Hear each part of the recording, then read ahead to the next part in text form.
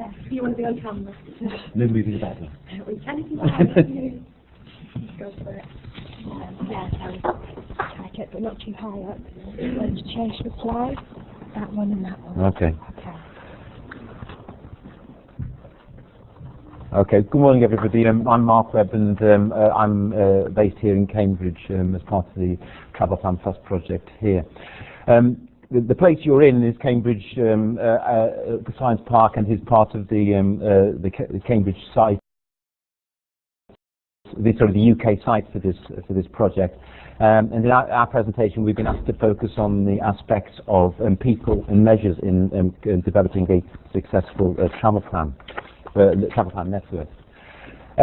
So our site, this is the site here, as you can see on the slide. It's a site of mixed employment, pharmaceutical research and manufacturing, IT companies, the local BBC studios in our area. There's a large educational college, and the employees range from having just one employee to having about 840, so we've got a wide range of employment type.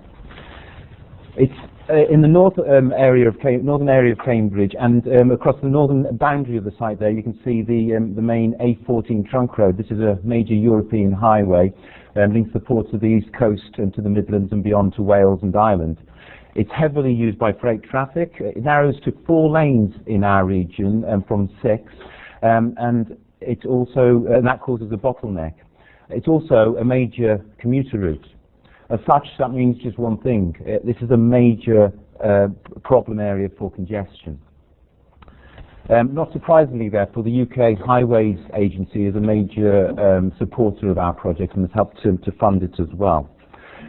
There are 7,500 commuters trying to get to this area, working at about 200 companies. Travel choices to the site are limited. Lots of the commuters here could take the train. They live near train stations in their own area, but unfortunately there's no direct link from the station, which is about 3 miles away, 5 kilometres away from the area. And only 1.5% of staff at the moment currently take the train. There's a frequent bus service, a couple of frequent bus services that serve the site, but again, we've only got about 2% of people taking the bus.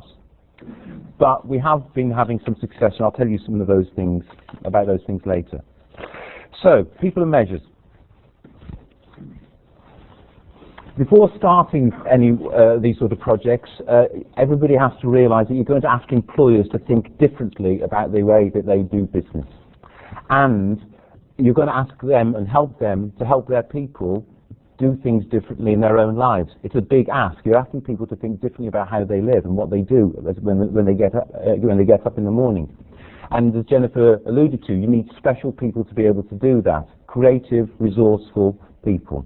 And I've been very lucky to have got 2 fantastic people in our area, Gary and Tammy, and they'll be around. And so please do pick their brains about what's happening on site here and about the successes and the challenges, because they know much more about what it's like on the ground than I do.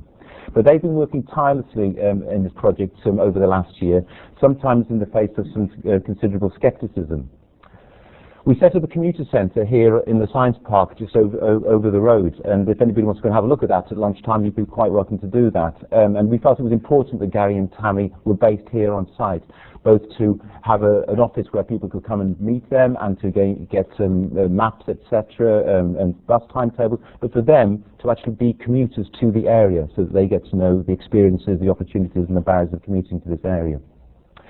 You need a group of local employers on site to help you with your project, with a steering group. We had a launch event in November 2009, and from that we got several of the major employers engaged, a few smaller employers, and also the site agents, and they've been with us throughout the project since, and we've also expanded that steering group. And we're very pleased that they've been very supportive. If you get them on site, you can have a group of champions that will help support you, and when you go out to other employers, then you can drop names and drop company names and use them to help you get other employers on site.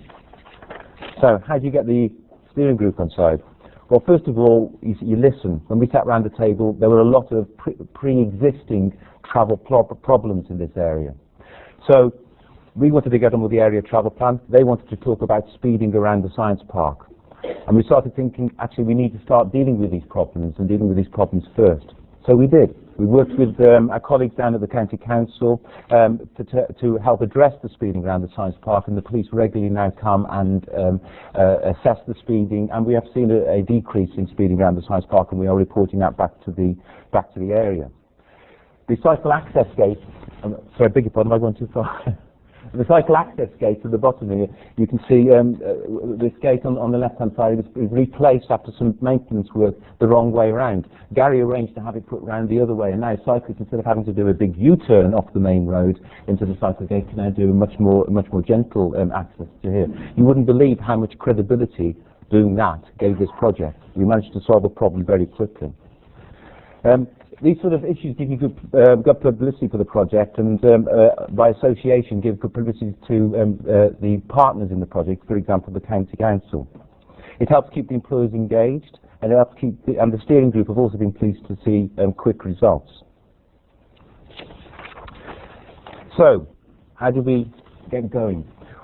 We felt after we'd got done those early quick wins, we needed to get out there and start meeting the commuters. So Gary and Tammy have organised and ran commuter showcase events at employers around the park. We've done 18 of them between March and October, engaging with about 850 commuters. And Gary and Tammy give the people that are coming to those events information about how the opportunities and the different choices that they have to get to the park. But also it's a good opportunity to listen to the commuters and for them to be telling Gary and Tammy what the problems are in getting here from their point of view. We're getting new employers now coming to us every month asking for these commuter showcases. We also established a bicycle user group. It's a very useful forum. We've had 3 of these meetings in the 7 months we've been going with implementation of the project on site. And it's useful for us to go to those events and to learn of the barriers about cycling, but also the opportunities. Lots of people come to those events who are very enthusiastic cyclists. So it allows people experienced cyclists to support new cyclists. And we're also going to be using the bicycle user groups to help us promote cycling events in the new year.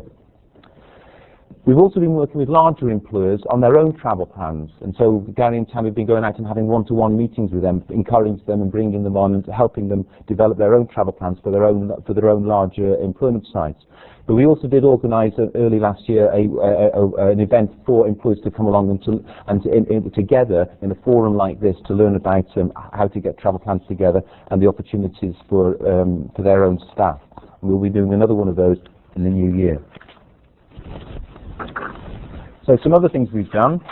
We've obviously got a website, so you can go and have a look at that. It's www.TravelPlanPlus.org.uk. Thank you, Gary, for loading there. We also issue monthly newsletters to about 600 email addresses now, which is rapidly expanded. So that shows an increase of the penetration of the project. I'm going to tell you about the successes that we've had in a second. But at the bottom here, one thing that we haven't had quite so much success with so far, and that's some encouraging car sharing. There is significant informal car sharing to the site, but we also have available to us an online car share registration system called CamShare. And we organised and helped run a county-wide promotion called CamShare Week, and you'll see the banner across the bottom of this slide here. Unfortunately, that didn't see many registrations. One of the big problems we have in this area for encouraging things like car sharing is the fact that there is little problems with car parking in the area. There's a very generous car park for most of the sites, and consequently when people get here they don't have an issue with car parking, and also consequently there is very little car park management. So we're going to carry on working with car sharing and promoting it, but it has been a bit of a barrier to us so far. Okay, other things. At the commuter showcases, we learned that many people didn't know the bus services coming to the area, or where the bus stops were. So Gary developed a bus map with a local designer, and we also encouraged the local Stagecoach bus company to help fund the printing of those maps. Stagecoach have also given us 100 bus tickets, and we can't give them away at the moment, but we're going to keep working on that next year. And we're going to work on it next year by, we have, if you see in the centre here, we have mapped about 3,200 of the local employees onto a map, and we're going to be using these maps in the new year to find out which of the bus routes that are serving this site have the most potential for success. And so we're going to be targeting those bus routes and hopefully giving away our free bus tickets to people to try those routes in the new year. The mapping has also been useful for us to realise the potential for cycling. 38% of people live within cyclable distance of this area, so we've got a great potential to increase cycling to the area. The final thing on this slide is one of our best and most successful measures has been the purchase of 2 electric bikes. These electric bikes are being used and promoted by Gary and Tammy, and have been used daily now for both business trips, but also being borrowed by commuters to the area to try their commutes to work. And several of those people now have been telling Gary and Tammy that they realise now that their cycle route to work is actually not so bad as they thought it might be, and they're going out and buying their own bicycles, normal type of bicycles, and are now commuting to work on their bikes. So, how have we done? Well, as I mentioned, things like bus use and train use, we haven't seen much of an impact in that in the 7 months that we've been implementing. But for 14 companies who took part in last year's survey, travel survey, and this year's survey, then that's 986 respondents, we've seen cycling within those organisations increase by 4%, up to 20%. Walking, we've been pleased to see, has increased by 2%. In this area, cycling is usually the mode of transport because we're quite flat, so lots of walking journeys are being done by cycling. But nevertheless, walking's increased by 2%, so we've been very pleased to see that. And drive-alone commuting has decreased by 6% to 52%. And after 7 months, we think that's pretty good going, and we're looking forward to seeing what's going to happen next year. So finally, in summary, I think getting the right people to run your network is absolutely vital. Having those people on site, ideally, is the best thing to do. Knowing the area, understanding the businesses, getting to know the businesses and the commuters is very important. Getting the right steering group, the most senior people you can from the employers, at least initially, and getting them to champion your network. Also on that steering group, you need the site managers and landlords. If you want something done, you need the people that own the site and can get things done for you. And also encourage other key stakeholders, such as the transport companies, the public transport companies, to come along as well. Listen to the steering group, and listen to the commuters. Try and solve their early problems. Identify those quick wins and gain success and gain credibility for the project from the word go. Go out and meet employers as often as you can, but also meet their commuters. It's important to understand what their experience is so that you can help deal with those. Communicate often, but make sure it's not spam. We do get some people, certainly initially, when we were very enthusiastic, saying, please, too much. Okay, so we actually reduced, and the monthly newsletter now is our main mode of communication, and that's going very well indeed. So finally, we've been very encouraged so far by our 7 months by the results, and we think there's considerable potential for these type of networks on business parks of all types, and we're really waiting with bated breath to see what's going to happen in October 2011 when we do our next survey. Thank you very much.